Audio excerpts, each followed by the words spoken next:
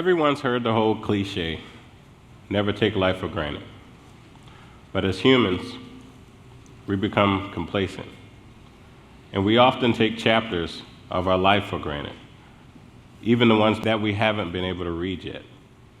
And on September 30th, 2006, that all changed for me. That was the day that I lost my mother, my 3 brothers, and my sister. They were taken away because of 2 words: domestic violence. They were murdered by my mother's husband. And those chapters that we take for granted, such as me being able to see my brother graduate, me being able to see my other brother play football, me being able to teach my other brother how to drive, me being able to see my sister go to prom, or my mom even being able to see me get married, or being able to even meet my son. Those are chapters of my life that were basically erased from my book. And so, after that, when I lost my immediate family, I lost my identity in who I was. I had to rediscover who I was.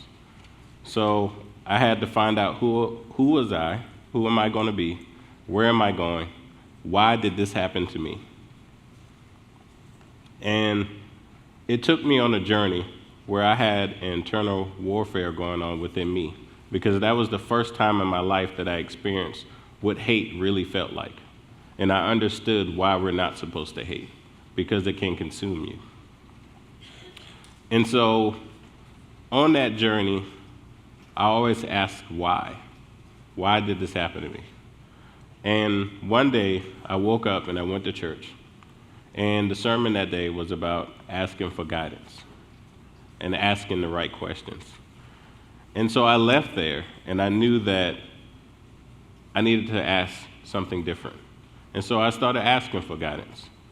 And 3 months later, I hosted an event in honor of my mom and my 4 siblings to bring awareness to domestic violence. And thank you.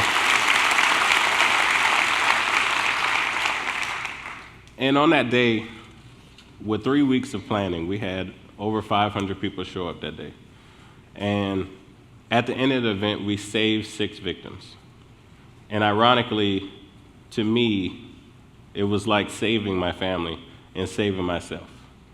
But at the end of the event, even though it was a great event and we saved people, it still felt like something was missing.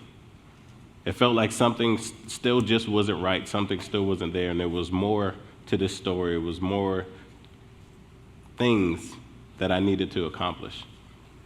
And so a senator invited me to a high school to speak to some kids in an auditorium. And I had 2 sessions with 600 kids. And I spoke to the kids about dating and domestic violence, spoke to them about the signs, and told them about my story.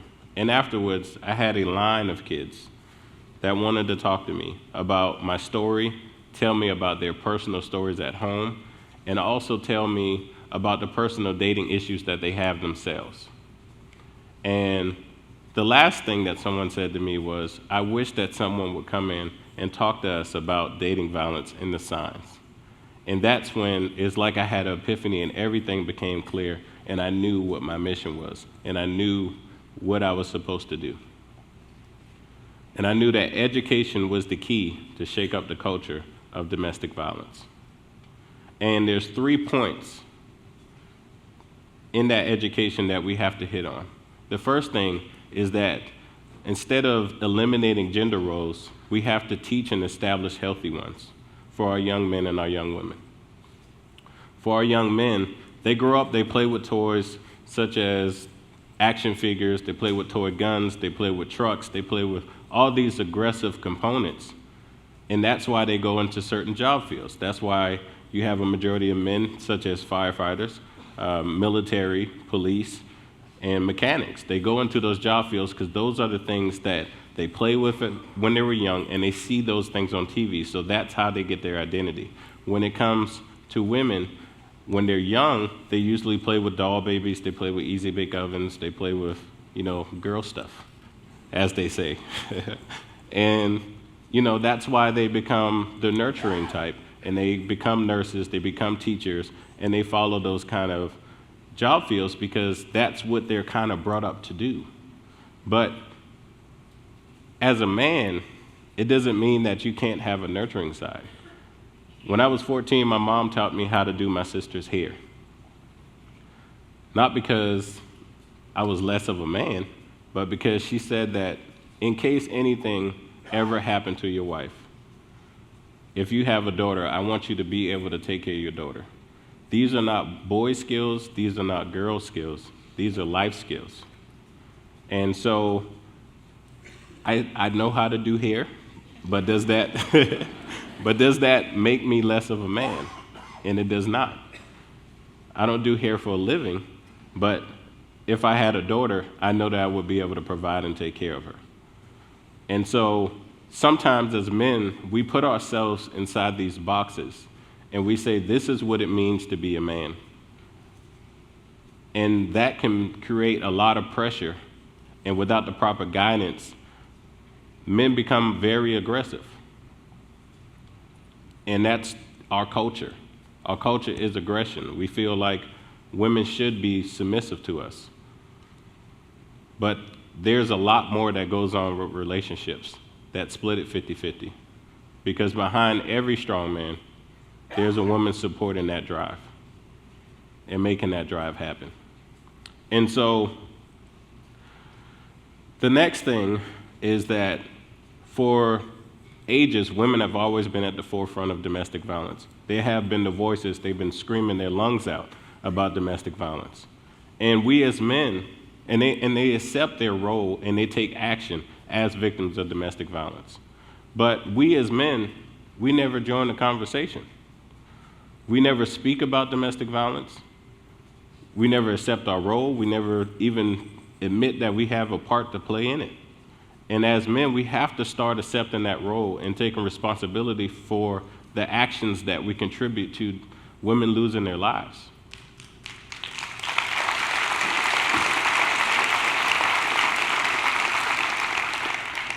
And as men, we have two different roles that we have to accept. We have to accept our role as abusers, and we also have to accept our role as victims, because men are also victims of domestic violence. But that box that I talked about, we don't break outside of that box to go tell our best friend or our coworker, hey, my wife abused me last night, or things are getting crazy, because we're still stuck inside that box, and anything outside of that box is what we don't consider to be a man. And so the third and the most important point to me is age-appropriate proactive education.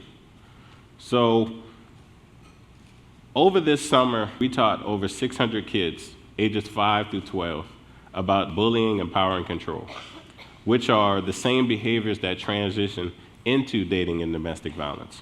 So we feel like if we begin a culture this low and tell them this is what it means to establish friendship and a healthy relationship, and these are the unhealthy things, because 85% of kids who experience domestic violence in the home, they either become the abuser or they become abused. It's learned behavior. So we have to take action to teach them what a healthy relationship looks like. Give them that example, because they may not always get that opportunity at home. And so when we go into high schools this year, we will surpass 2,500 kids that we're teaching about dating and domestic violence.